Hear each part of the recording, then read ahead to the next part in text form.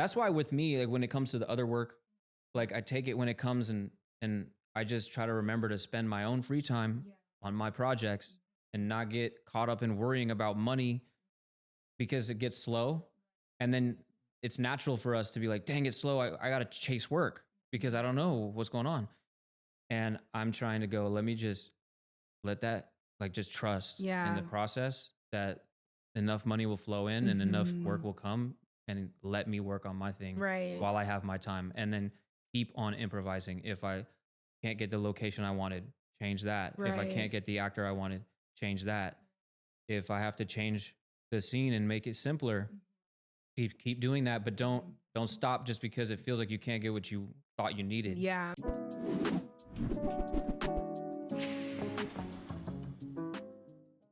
Welcome to Fortune Podcast. I'm your host, Jessica Elijah. Today, we have an amazing guest, and I'm excited for you to hear his story. Everybody, please welcome Konrad. It's your boy. It's your boy. Crispy boy Connie in the house. Connie McDonald's. Yeah. What's popping? Yeah, what's popping? How are you? Excellent. I'm happy to have you, Konrad. Thank you for having me on. Appreciate it. Awesome. Yeah. So we're going to get right into it. Do you remember, how do we know each other? You were throwing a crazy event. Okay. HBCU themed. Okay. All white party. My boy Lex hit me up just to do some videography. I didn't even know what I was walking into that day. But it was lit. Everything was off of the chain, just like perfect. Like the decorations, the desserts, manicured. The performances were like blowing my mind. Yes. You guys had Travis Porter. Yeah. And we were in college turning up to Travis Porter. We really were. It was actually a fun time. So. And then it was like him and Don't Drop That Dun Dun Dun. Oh. That was what it was. So I was excited. And we were running around shooting. And then I just got to know you guys and your sisters. Yeah. And we kept in touch, and it's been amazing. Yeah, you're basically family at this point. I feel like it, and I'm honored. I feel so grateful for that. Yes. Well, thank you. I'm already feeling the vibes. Hopefully I don't laugh too much because you're good for doing that. But yeah, that was a fun experience. We had a great production team that all came together to make that happen. Yep. So what did you want to be growing up? Growing up, I admired like the Jim Carreys, and I felt like I wanted to perform and act so badly. Right. You know, I even had this one time I was at a carnival and like a talent scout found me. Oh, wow. Yeah, and I went and did this audition as a kid. But, you know, being a little kid and it being my first time, I got really nervous and I felt like I couldn't do my best. And I was like, oh, like I tried, but like, if they just give me one more, you know? But it didn't really work out. But I think that was fine because like you look at what happens to child actors and so many of them go through so much. And it's like maybe a blessing in disguise that like that wasn't my path. Yeah.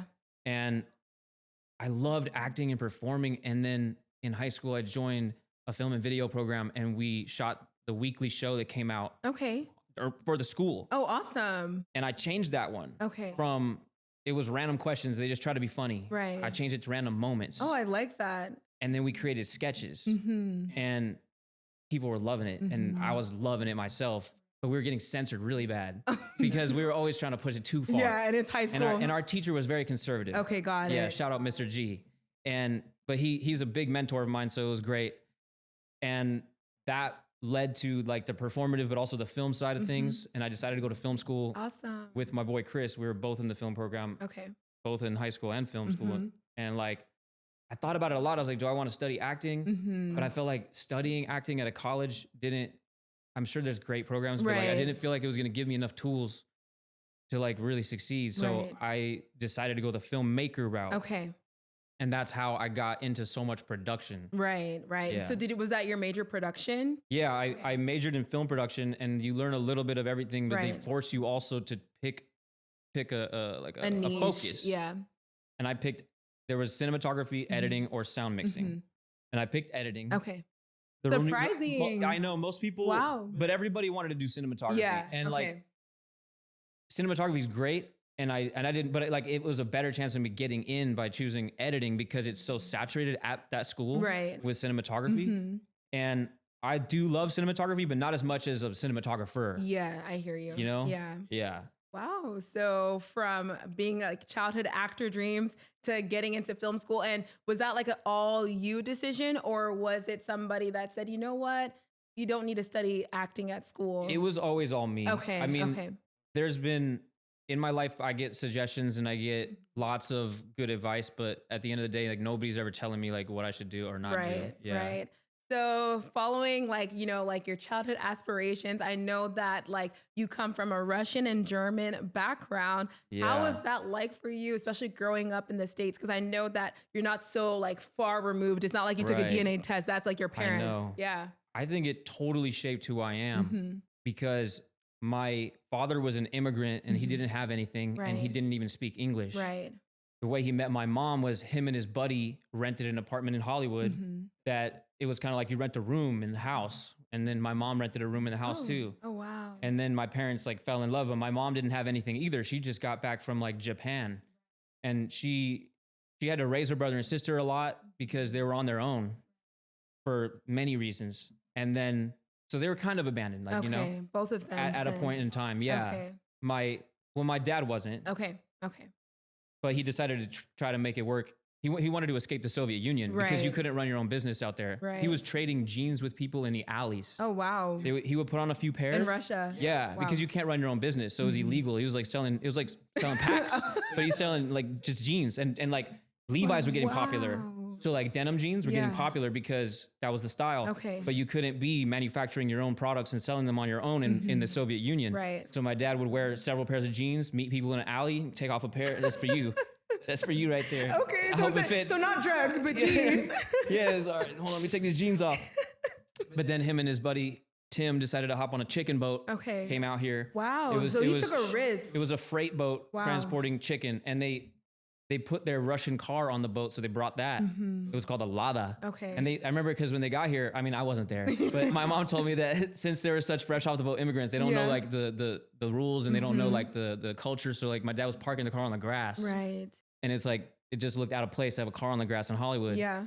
But yeah, him and my mom fell in love and then got married. Even like my mom and him were seeing each other without him speaking any English. He would communicate in smiles. Oh, and smiles. Yeah, I mean, just- maybe that's why that Yeah. worked. And did your mom speak English? Because I know she's German. She did. Okay. Like my mom was raised in the United States, Okay. Oh, but I she see. left when she was about 15. Okay. And then she lived in Malaysia. Okay. And then she lived one of the things she did to try to get away was she became a foreign exchange student and Okay. she went to Switzerland. Got it. And then she learned French there. Okay. And then she went to Japan and learned Japanese. Wow. And then she lived in the Ivory Coast of Africa for a bit. Wow. I don't remember exactly the order of everything. Okay. Then she came back, and then when she was right back and didn't have anything, that's when she met my dad. Okay. And then so she went to Boston University, and then I think their foreign exchange program she did took her somewhere like London. Okay. And then she came back when she was finished with that school, and she was going to go to law school. Okay. And that's around that time. And then so what that did for me was being raised by parents that were just trying to make their own start. We lived in a lot of neighborhoods where like it's predominantly Mexican. Right. Mostly that, because in Yeah. the San Fernando Valley, it's very Yeah. Hispanic, mostly Mexican. Yeah. You're going to a lot of places where people don't even speak English. Right. And the schools I went to some like, I got into like some magnet programs. So I went to normal elementary schools Right. with like more of like a, A mix of different. yeah.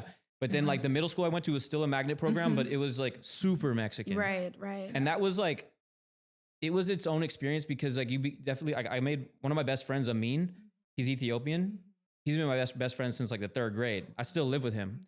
And like, we were so tight because it's just like Mexicans that all know each other and they're kind of aggressive, you know, like at that time, like you can get your ass beat, Oh, you know? okay. Okay. If you say the wrong thing. If you just, they're just like, Okay. they're ready to, they're on the gang shit a Okay, lot, you yeah. know? So like you gotta watch yourself. But I was cool with that because I just learned how to navigate that. Like, just stay out of trouble. Like I was a funny guy anyways. So, you know, and then like just living in that lifestyle of like, you know, riding the bus and walking home and then stuff like that. You want to just like try to avoid getting jumped. Right. And so like the friends that I made have stayed with me throughout the years. But like, yeah, being raised in those neighborhoods just kind of changed my outlook on life and like who I became and who I'm friends with and everything. Do you think it gave you like more like street smarts or how to communicate? Because it seems for you lot were of kind of like street an smarts. outside. Yeah. Yeah, for sure. A lot of street smarts, yeah. Yeah. And then maybe you felt like an outsider for some time, a little bit. Yeah, to a degree. Yeah. Yeah, like, because, you know, everyone's belonging to a group. Yeah. And you just like, okay. And then even with the Americans, because your Yeah. parents are not like home like built or homegrown Americans, Right. that's like another aspect. Yeah, you still feel like a kind of like you're like in the immigrant category a little bit, Right. where it's like we're still like making our start, you know, like the family's not well off, Right. especially in the beginning. It took a while before my parents were financially stable. Yeah. Do you think that shaped you in a sense of like your passion to kind of like stand out? Like, I don't think you really try, but you're mad funny and you do stick out. So did that kind of help you to get out of certain situations and then that influence you, or you just I already feel like had there's it? literally something in me Okay, that that just was wanted. like from the jump. Got it. I was always just this class clown that wanted to mess around and perform and make people laugh in class. Right. And I was always getting in trouble. Yeah. I got in trouble. I was in the principal's office regularly all the way up until middle school. Oh, wow. And the reason, so even the middle school in the Valley, I was always in trouble. We almost got, man, there was this time we had this, one of the homies had a Playboy magazine, brought it to school. In middle school. Yeah. And that was like gold. Got it. I glued a National Geographic cover on the around it so that you wouldn't know what it was. I had it for a bit, got my fill. I was like, okay, cool. But I was like, I gotta pass the torch, you know? Oh my gosh. So I can passed it only to this homie. Man, his name was Festus Ohan. Oh. I'll never forget this. It's so funny. He was outside of a classroom and I was trying to give it to him and he didn't want it. Actually, I already gave it to him and then he got cold feet about having it because, you know, Oh it's yeah. I do wanna contraband. yeah. He tried to give it to my homie, Justin Kanama. While he's trying to give it to him, he's like, I don't want that. And he's like, just take it, man. Tossed it at him. It busted open in front of everybody. And then the magnet coordinator, she saw it. And then it became this whole debacle. And then we were all in the principal's office. It was like the Epstein case. Oh no. Like it was a big deal. Oh my gosh. And she hated me because Oh my gosh. she was like a staunch feminist. Yeah. And to her, it was like, you're bringing this misogynist garbage to my school. And like, Wow. she hated it. And it was tough. But that was like one of the last times I got in big trouble. Yeah. When I went out to Riverside, the kids out there were messing around so bad Okay. that like for me, it was nothing. 'Cause- Really? Yeah, the first school at least. Because the first school was in this like kind of rougher part of town. Okay. And those teachers were used to dealing with some Yeah. some BS. Yeah. So when So I was they in were there, ready for you. for me, it was easy for me to fly under the radar Oh, because it was worse. because it was worse. But then I developed some bad habits there because then I was going to high school and I was used to being really lazy. So like at first in high school, I was getting bad grades. Okay. Yeah. Was your mom tired of you? Because I'm already tired. You just know, hearing this. There's definitely been times where my mom is like, my mom would always tell me like when I went to school, Yeah. she was just like count the days that she gets the first phone call. Like, hey, so we got a problem, you know? Yeah. Like, and my mom would be like, look, my mom would work with teachers. She would say like, look, you gotta deal with his energy. Like yeah. he's not gonna be able to handle this stuff that you guys are doing. Like tell him to step out the door Right. and run Right. until he's tired Yeah. and then come back. And that kind of stuff would work. Okay. And like the teachers that would cooperate with my mom, like that would work. It would work. It Yeah, would and I help think you. that that's the problem. Like, you know, kids are stuffed in classrooms and told to sit and be quiet, and it's like not how humans are designed. Right, especially you being such a creative, and that kind of Creatives. brings us to. and then they want to say everyone's got ADHD. They all got ADHD. Drug these kids.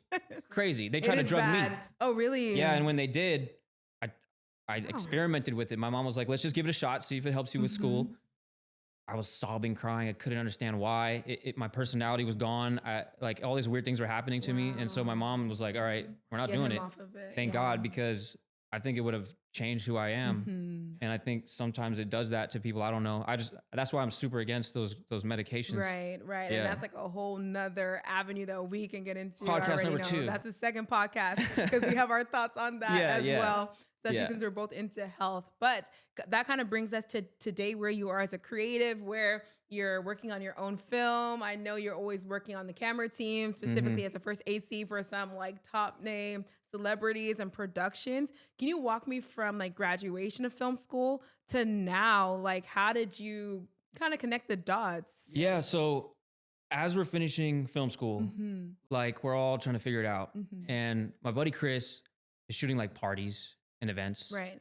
So he's using his camera and he's figuring that out. And like I was actually like studying improv and Okay. stuff. I was like going to the groundlings. Okay. Oh, good. Yeah. Okay. So And I you was kept that acting side up. Yeah, and I told myself I just want to act. Yeah. In fact, I was like interning for this agent, but I was getting put on some auditions. A lot of times, like they were trying to, since I didn't have a lot of experience, they're trying to use the niche of my ice hockey background Okay. and throw me on those auditions. Got it. And I was like, oh, I got this. Like I've been playing ice hockey my whole life. This is easy. But then I'll get on these auditions. They got NHL players. Oh, I'm, that's come not on, man. fair. That's like, not fair. I'm an ice hockey, but come on, like I'm a, but that's what you realize. It's like they're always trying to find the best of every category. Right. And that niche, even though I've had that skill set, it wasn't enough. Right. So I was still trying to make ends meet. I was bartending, doing my thing. And then just, in fact, me and my buddies opened our own studio and it was a white psych studio. Okay. We built it out of nowhere, like out of nothing. And the location wasn't ideal though, because it had a basement below. Okay. So like it wasn't a perfectly smooth floor. Right. But one of the only issues is that we were trying to like, this was like before Peer Space was big. Yeah. And it was just starting Peer Space, but I didn't even know about it. And that probably would have helped the studio work. But we were like I was passing out flyers. We were on Craigslist. Oh, so it's like you're not just for yourself, but like as a business. Yes, I was running that business. And then that's one of the last things I was doing when I was finishing the years of bartending. Right. But then the camera work started picking up. And then it just like Chris was getting hired as a DP. Okay. And he brought me on to AC. Good. That's and one of the first ones I ever did was Moneybag Yo. Oh, period. Yeah. It was one of the earlier ones that we did with Louis Knows. And it was before people knew Moneybag Yo. Right. And it was funny too, because there's so many stupid little equipment things that you're just like, you're dealing with rentals. Yeah. And some of them are old and beat up. And you're like, dude, it's not working. It's supposed to work, but it's not your fault. But then nobody's going to understand that. You're like, ugh. But anyways, like started doing that. And then I was able to quit working at the restaurant, which was a victory for me. Right. Because now I'm only in the production side of things. I'm on set, much closer to my dream. Yes. And the AC thing took off because it's such a necessary thing. Yes. Not very many people know how to do it. Yeah, it's true. And when you do it well and you don't complain, and like you can get thrown on jobs all day. Yeah. Because like even a DP, they're going to be making that choice carefully. Yes. And there's going to be a lot of people they want. And then and it's going to be a lot of back and forth. There's going to be location scouting. There's going to be discussions. There's going to be all that stuff. But an AC can get thrown on a production the day before, all day, every day. So I'm being thrown into big stuff a lot. Yeah. And what kind of big stuff? I want to know. Man, one of the times it was Snoop. Okay. Oh, Snoop Dogg? Yeah, Snoop Dogg. It was a Louis Knows video with Snoop Dogg. And I remember back then it was like I was saying, like you have issues with like the equipment. I remember like the nucleus motor wouldn't like, You're like, turn work. it wouldn't it wouldn't calibrate. Yeah. Like they're like, Snoop's about to walk out here, bro. So much stress. You're like, oh God, please work. Yeah. And you get it to work at the last second. You know what else too? Snoop likes to use teleprompters because he doesn't remember his lyrics all the time. It's funny. I didn't know that.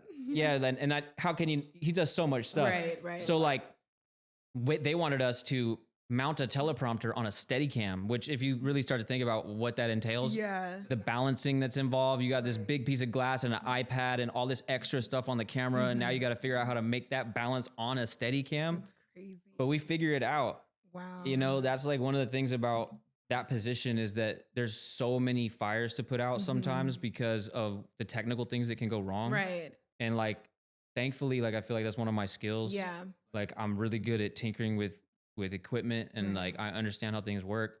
And like even just like construction background stuff that I have with my dad and with my friends' dads that we used to do, like or working on cars. Right. Like you just start to know how to fix things. And then you start to learn what to carry so you can fix problems. Like one time we were on set and the fuse burned out on the battery plate for the Aries, the camera. Yeah. And it's like, okay, you can't use the camera until you fix that. And then my brain just like went into the deep depths, like that's so Raven, like just Jimmy like Neutron, like no, literally. And then I remembered that my boy Sal had me pick up some Asteratube lights that he had repaired at this place that was right next to where we were. I just remembered it. It was like from a year and a half ago. And then I was like, zing, and I like drove over there and I was like, yo, do you guys have these fuses? And they're like, hold on, let me see that. And the guy he looked at me, he's like, how did you know we have these fuses? Wow. And I was like, I just thought you might because they're so specialized. And he went and found some. They're cheap too. And I bought like some spares. Right. And then I threw those in my kit, came back, fixed the camera, back on. Yeah. Production is back, baby. And it's all thanks to Konrad. And I'm like, Konrad. I'm like, oh, whatever, you know. But that's so amazing. I like how like maybe what kind of kept you busy as a young kid is like actually what's helping you as an adult, like that quick always Yeah. like maybe your mind's always going and you're always like thinking, but now you're able to solve problems on set. And that's why people have called you back, because you're I not know. just the first AC, you're a problem solver on so many. And I keep it gangster. I know you do. I keep it- Sometimes I'm I like, where keep it are you from? gangster. I was like, were you raised in the hood? It's just like, okay. So productions go how they go. Like sometimes things don't work out. Yeah. Sometimes you don't even get paid. It's true. And like sometimes you just got to take that L with the people that are there. But like, you know, a lot of other people that work in production are gonna make a big fuss. Right. And like sometimes I have, especially when I feel disrespected, because there's been times where I'm bending over backwards and I know they made money Right. and they don't pay me. So then you turn up on them. Right. And I've done that a couple of times, but most of the time it's like you just keep it moving. Right. And like, of course, we know how things are supposed to be. Right. But also, especially with the people that I know, it's okay with me if they don't have us as comfortable as possible. There's been times when like I'm not available, they hire someone else, and then that guy sues everybody. Yeah. And it's like, that sucks. He's not Konrad. Yeah, he's not you. He's not Konrad. He's not you. But can you actually talk about that? Because I think there's a lot of people that are going to film school. I went to film school as well. And, you know, we're thinking like, oh, these big sets, these big productions, because it's not just like the low budget ones. Oftentimes it's the high budget ones that you're kind of getting screwed over with. And I think people have an expectation that, hey, if I make it, I go to film school, I work on as a PA for years, and then finally I get to this position where at least like, you know, first AC, you're still right there under like DP and all those gaffers or whatever. So it's one of the things where it's like they expect like that fair treatment. So maybe talk about that, because it might set some expectations on the industry and how it really operates versus like the glamour. Yeah. So, I mean, you've got like the Wild West run and gun, all that. And that's just going to be whatever you agree on with the people you know. And that could be great, because a lot of times like the people that you work with and the friends of yours can acquire some bigger and bigger shoots, and then they just throw you on and it's pretty chill. They just like pay you like through Zelle or cash or whatever. And it's all not even done with the contracts. Wow. Right? And then you get to higher level stuff where everything's like super by the book. And when it is done right, it's pretty good. And sometimes the money takes a while though, like a lot of net 30 stuff. But then you get a lot of janky stuff going on. It's true. You get times when it's like there'll be a huge client that it'll be like an energy drink. Right. And you're shooting amazing content for them, and they start to build a team that's doing it consistently. And then you find out that like the people on top are lying about the cost of production and embezzling a bunch of money. And then now everything's done and over. So like that thing relationship that could have continued is deaded, is right gone. there. And like, sure, the guy at the top ran off with a bag, but that could have been more money for everyone in the long term. It's true. If you kept that relationship. Because if you have a good client like that, that's never going out of business and they want to keep on marketing, that could go on for years and years and years, you know?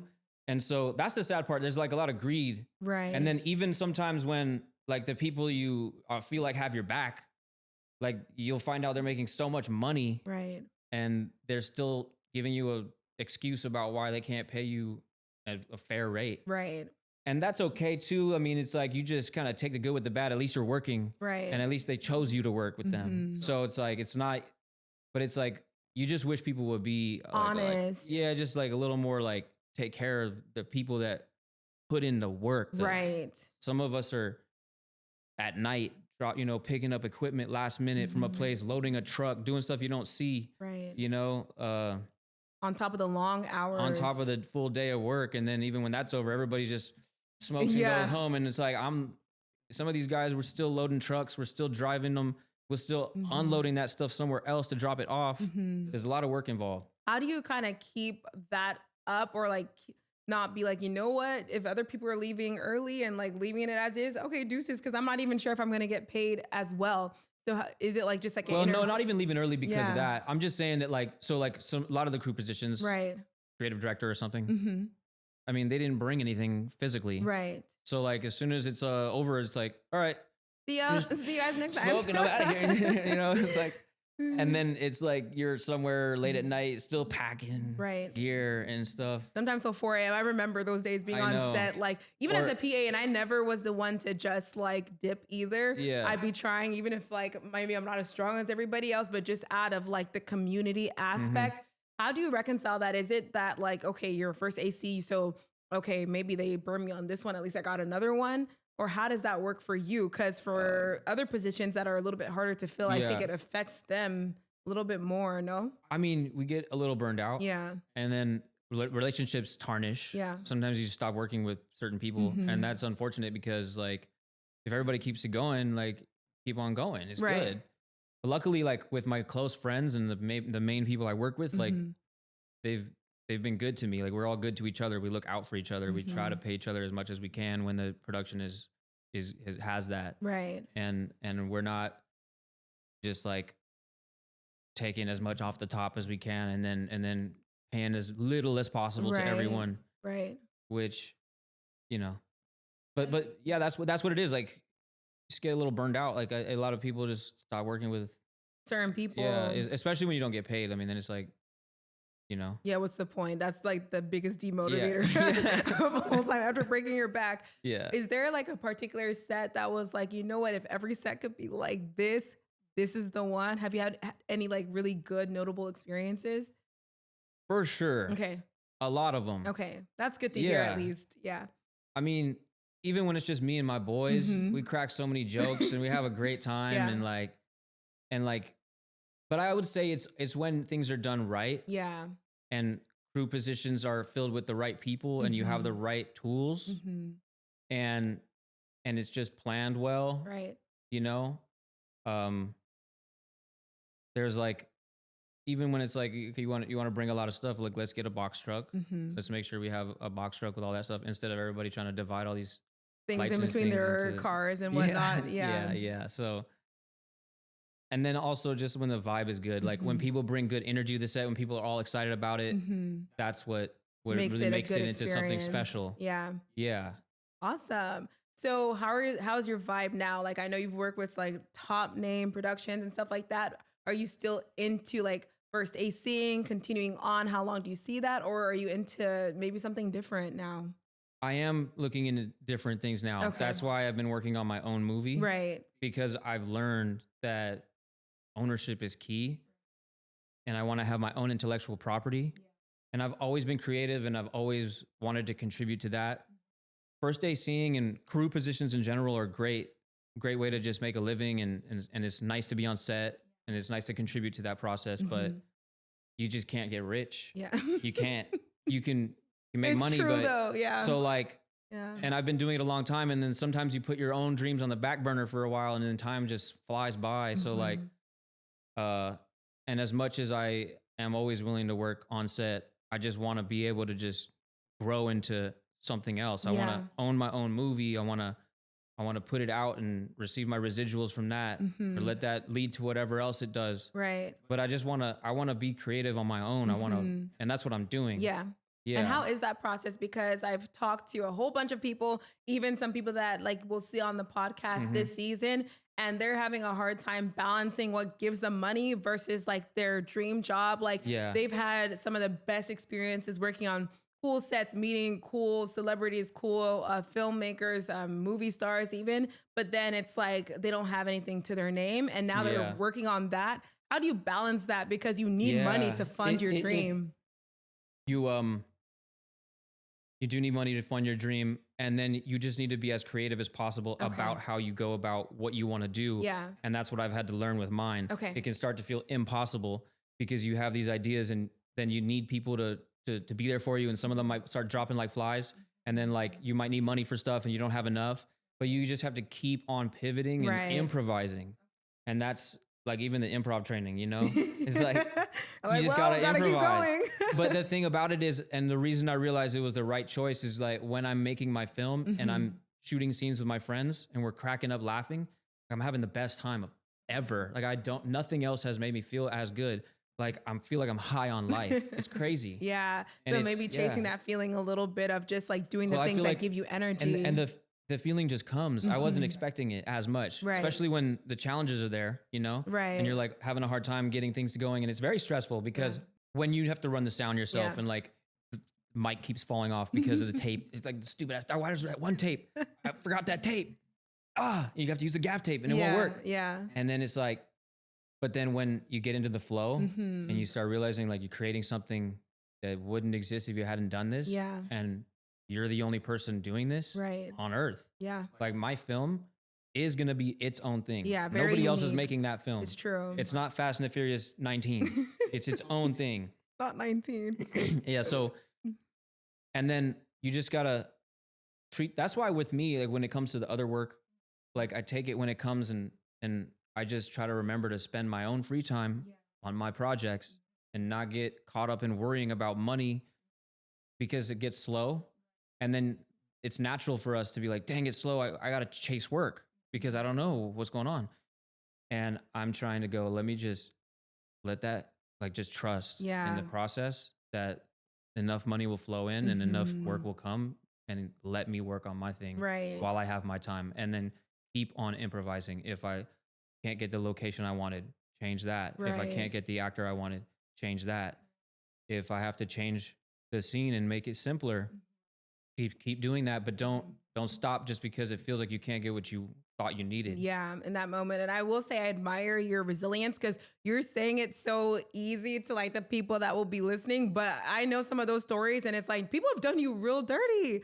Like the ability to continue going on even when you can't see what's next. And it's like, is it because you just really love what you're doing, or because a lot of people would be like, you know what, forget that. I'm pivoting. I'm literally switching careers. I have too many, like I could do construction. I could do law. I could do whatever I want. Like, it's so crazy you say that because I had been thinking like, I just want to get out of here. Oh, got it. I started thinking that. Okay. And I was like, 30% of my movie was shot. But I was like, oh, do I stop while I haven't invested too much in this? Because you get sick of it. Like living in LA is hard. It's expensive here. Yeah. And when you're not, and like chasing your dreams can feel really hard, but I decided not to do that. Okay. And to go all in on this while I'm here. Right. Because like this is like, as much as you want to talk crap on LA, dreams are made here. It's true. It's the reason everyone comes here. And I'm already here and I do have a support system and a network here, which I would be leaving behind to try and do something different somewhere else. Because I mean, you look at people living in Bali and it's beautiful and they're like, it's so easy. All you got to do is, it's remote work and you just be a content creator. Literally. And it feels easy. And like, I have tried to like start doing something like that. I've been making travel videos, which are pretty dope. Yeah. Like it's fun to do and something to try to like make something out of where I'm going. Right. But that's, I decided like, I'm just going to go all in on this because this is an investment that has limitless potential. It's true. There's so many investments I can make that it's whatever the market decides. It's a lot of things, but like a film that you create, you look at Paranormal Activity, they made that movie for like 12 grand or something. And it popped off. It made hundreds of millions of dollars. Yeah. And we were talking about that the other day too, how like all you need is one to really make it. Yes. Yeah. And it's like, you never know what everyone is working on. It's true. And how that can lead to other things. Right.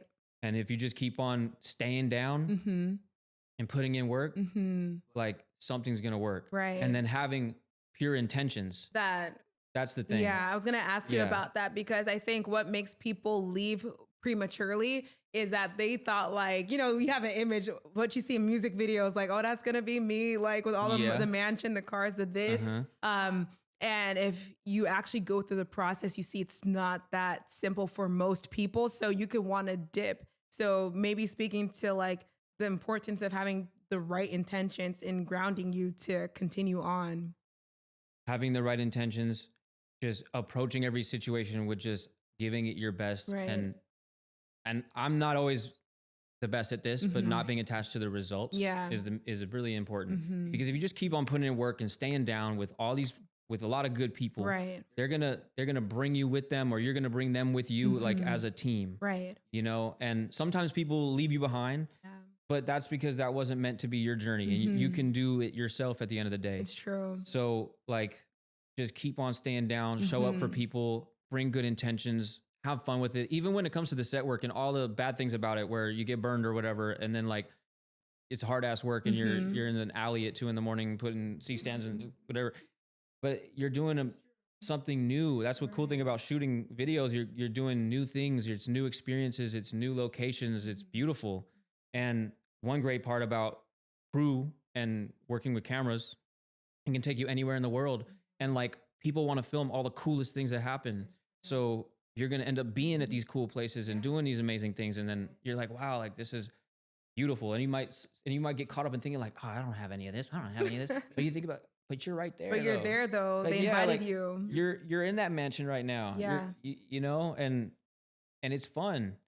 So that's what it is though. Just staying true, bringing your best to everything. Right. And staying down for the homies. Staying down for the homies. That's that. The last question I'll get into before we get into our end of podcast questions is, did you ever put a time limit to your success in Hollywood? Yeah, I was too hard on myself. Okay. I thought I'd be a millionaire by now. You mean Guaranteed. You should be when I was in my 20s, I mean, there's a couple of no, I know. There's a couple of ways I would have been. It's whatever. No, it's okay. But, you did it the right way. That's what matters. No shady stuff. It's like I'm realizing my timeline is what it is, and it's probably for the best. Yeah. I mean, even if you look at the industry and the type of things that are happening. Yeah. With Diddy and everything. Yeah. It's like sometimes getting in too early might have been bad. A problem. Because you don't know what you're up against and how many traps are already set for you. Right. And it's taken me a long time to learn about all that. Right. Even with all of us learning about what like Diddy and stuff. Yeah. But even working on set and you being a fly on the wall for some things, like you're still learning and still you don't see everything. And you're realizing that like you have to have a foundation. It's true. Like a moral foundation that you stand on and protect yourself with. Yeah. And when I was younger and wanted all the glitz and glam a little more and didn't realize how dangerous it was, maybe that would have been bad for me. Yeah. But I did. I said it like when I was younger, I was like, 30, I better be a millionaire. I'm out of here. And so, but I'm already seeing the growth. Yeah. So it's like, I look at where I'm at now compared to a little while ago, and it's like, it just keeps getting better. Yeah. So I already know it's going to go to the top. Yeah. So I'm not getting too much in my head about the timeline. Right. And even age, like you think about age, they did an experiment where they took a whole bunch of men in their 70s and they put them in an environment. This happened a long time ago, like it happened like in the 70s, but they created a false environment that was set up like a period piece of the 50s. So these guys were like much younger. Right. And they told them all like, act like you're a young man. Right. And then their bodies started to reflect upon that. Are you serious? Their posture all improved. They had more stamina. They were moving different. Their everything. And it was all mental. Because they told themselves, I'm an old man. But when they told themselves, like, I'm a young man, I can do this. Everything started to reflect that. Wow. That's I need to research that experiment. That takes it to a new level. And I like that you said that because just in general, like the moral grounding is really important. Because me too, I like to get things done quickly and I want to be places quickly. But then finally, as you're getting there, you're like, whoa, that could have been me. Thank goodness that like we dodged. There's a lot of things. Yeah. You even look at Mac Miller. Yeah. You know, it's tragic. Yeah. But it's like, he was just having fun and being famous and taking drugs that and like, it's so crazy. Like when you're younger and trying to have fun, you think that stuff's all fun and you want to be at these places and doing these things. And then you realize that it's like, oh no, it's not as tight. Yeah. Yeah. Like it's Diddy. Yeah. It's giving like, you know what? Thank goodness for that rejection. Cause that's probably why we're still alive and well today. And we get to learn from other people's stories, whereas they had to go through that. And that's really expensive for them mentally, like emotionally, spiritually. So, it's like Hollywood is healing and is making room for more people with the right intentions. Yeah, I agree. Instead of trying to manipulate the masses and control how people think and fill it with all this imagery that's negative. Like, people are onto that stuff. Yeah. I hope it's going to get better. I think it is. I think Yeah. already a lot of weeding out has been happening of people with the wrong intentions, either through court cases, as we've seen, or people just like leaving or them getting exposed or sued or whatever. Mhm. So now it's time for like the true creatives to come up. So I'm even inspired by what you said in terms of like, okay, because for me, it pains me to see people who have so much talent, like, dang, why are they going through this for real? But then to hear your perspective is really helping me to also put in perspective for my own goals and dreams. So thank you so much for sharing. Mhm. We're getting to the end of our podcast questions. Are you ready? I'm ready. Okay.